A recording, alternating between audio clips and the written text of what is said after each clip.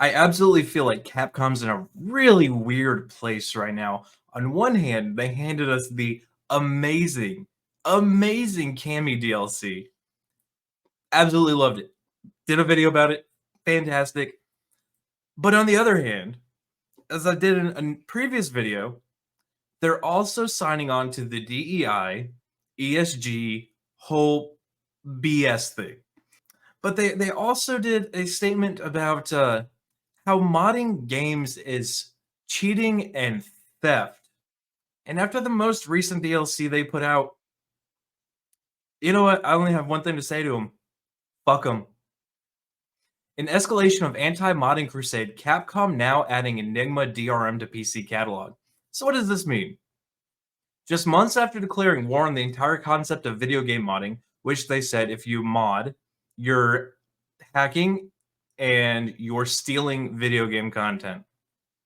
That's one hell of a reach, Capcom.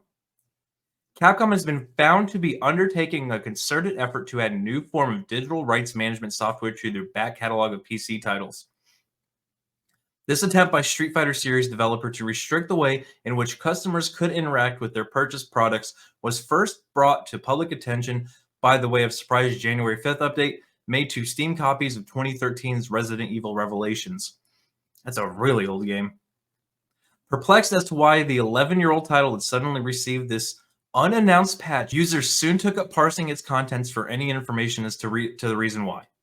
Soon after, as documented on the official game Steam community forums, players discovered that while it did provide a fix for a previous functionality issue, this minor quality of life update was little more than a Trojan horse for the Enigma Protector, described by its website as a tool in which companies can use to protect their program run files from illegal copying, hacking, modifications, and analysis. So what they're trying to do is hide what's in there, prevent you from looking what's in there, prevent you from modding the game, or doing anything with the game that you just bought. Because, you know, and nowadays you will own nothing and you're supposed to be happy about it. Making matters worse for Capcom was the fact, like many such shadow installations of DRM software, more than just clamping down on consumers' rights, the introduction of Enigma into Revelations' inner workings also produced a stability issue with the game itself, including frame drops, random crashes, and broken graphical issues. Yeah, it's a oh geez, 2013, so 11-year-old game.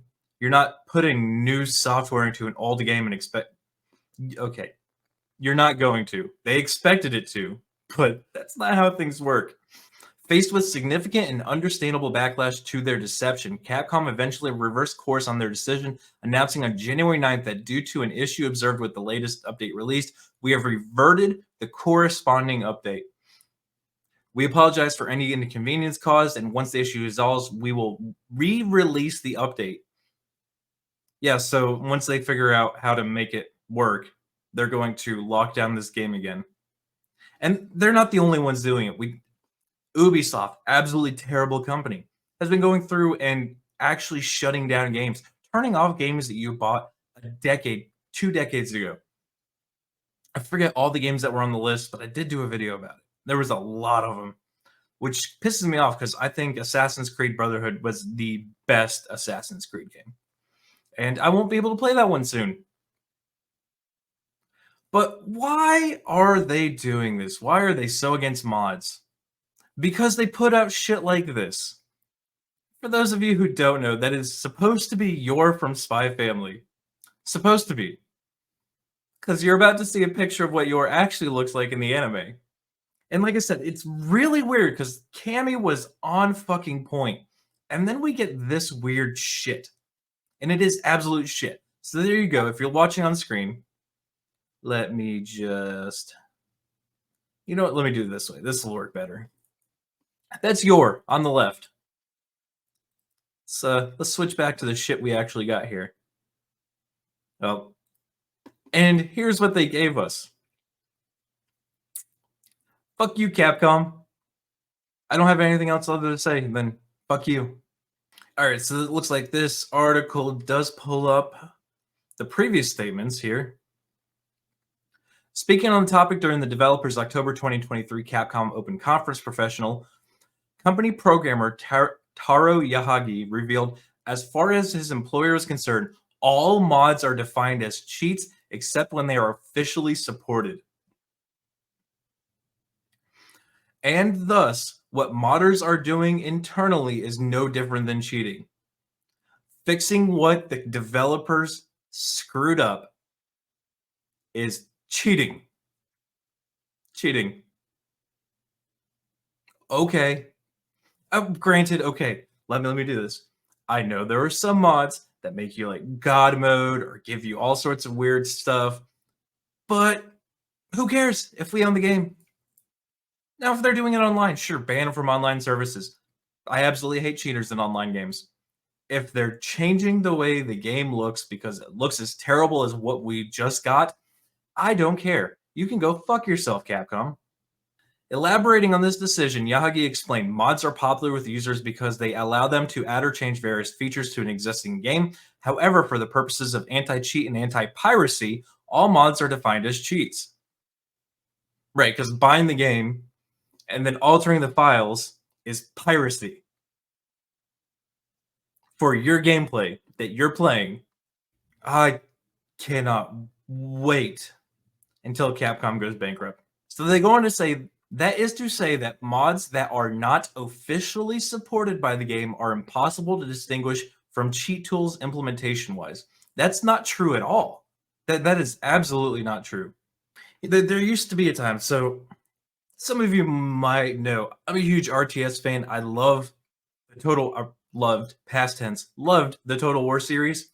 You know what we used to be able to do for mods? So when I do believe it was for Rome, I worked on a couple mods.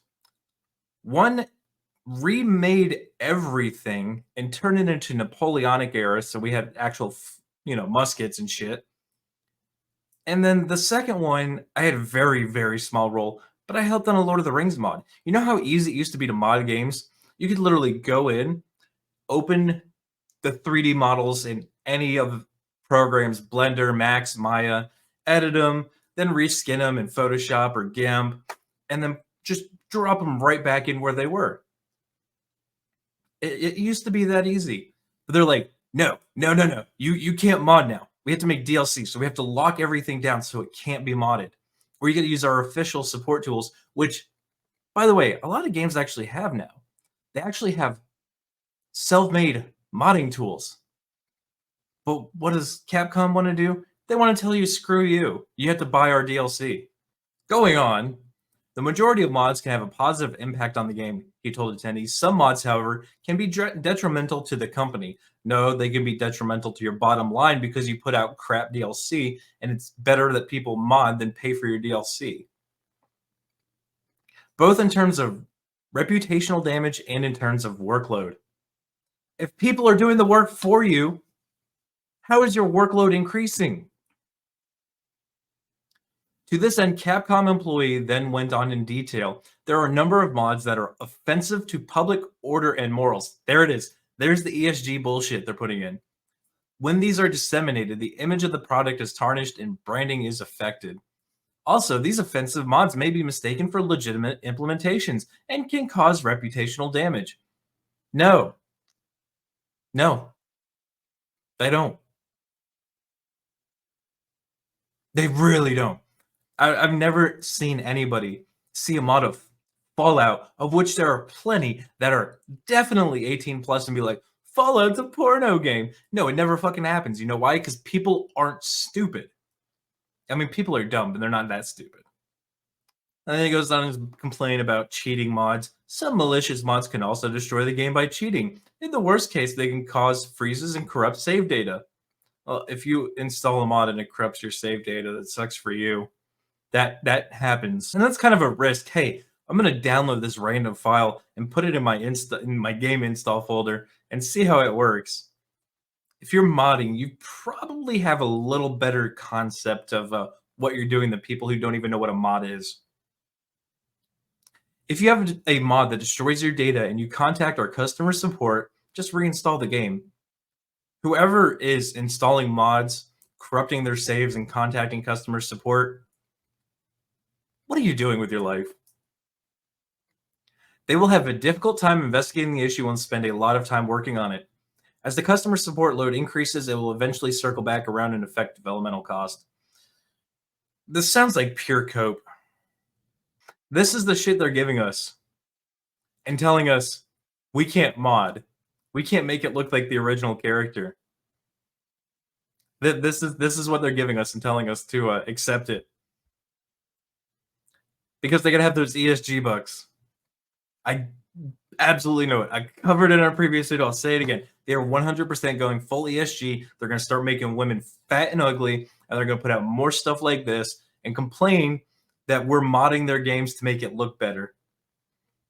But guys, I want to hear your thoughts on this one in the comment section. Do you think mods are piracy in any way, shape, or form? But while you're there, make sure you smash that like button. Make sure you subscribe. Until the next one, guys, be easy like sleazy.